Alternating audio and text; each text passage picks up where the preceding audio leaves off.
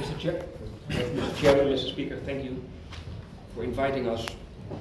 On behalf of the Amsterdam Bar Association, I am here to express and share with you my objections, my unequivocal objections against the proposed law that the Senate will have to vote on shortly. As attorneys, as Amsterdam attorneys, we feel an obligation to do so, and it is our belief that attorneys and judges must jointly act as guardians of the rule of law. You have all said what the experts have said so far, and I'm not going to repeat it. Let me simply say it like this. If this bill will be adopted and comes into force, one of the basic principles of the rule of law, that is the separation of powers and the independence of the judiciary, will be attacked, will be violated. From a Dutch perspective, and that's why we are here, from a Dutch perspective, independence of the judiciary, amongst others, means no judge shall be subjected to disciplinary measures if he or she simply applies the Constitution, treaties, or EU law. Yet, if this bill is adopted, that is what's going to happen.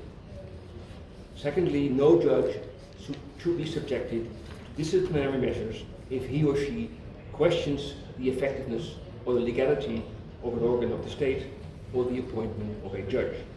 Yet, if the bill will be adopted, that is what's going to happen. Now, the ruling party is saying that other European jurisdictions have similar systems in place. But let me be absolutely clear, that is not true. As far as I can only speak for the Netherlands, of course, but there is not one provision in Dutch laws and the laws of the Netherlands that even vaguely resembles the provisions of this proposed bill.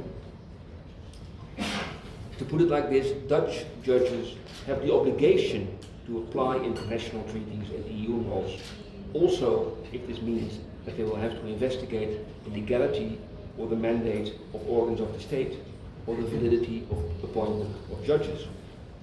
They may not only question the legality or the mandate of the organs, they shall also have to invalidate any measure the executive takes and invalidate that measure if it is contrary to EU laws or international treaties.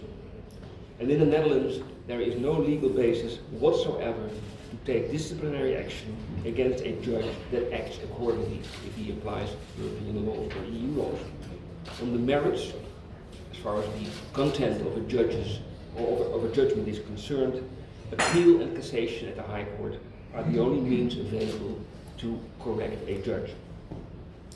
Let me finish with holding up today's New York Times International edition, which paints a chilling picture of what judges in Poland must face.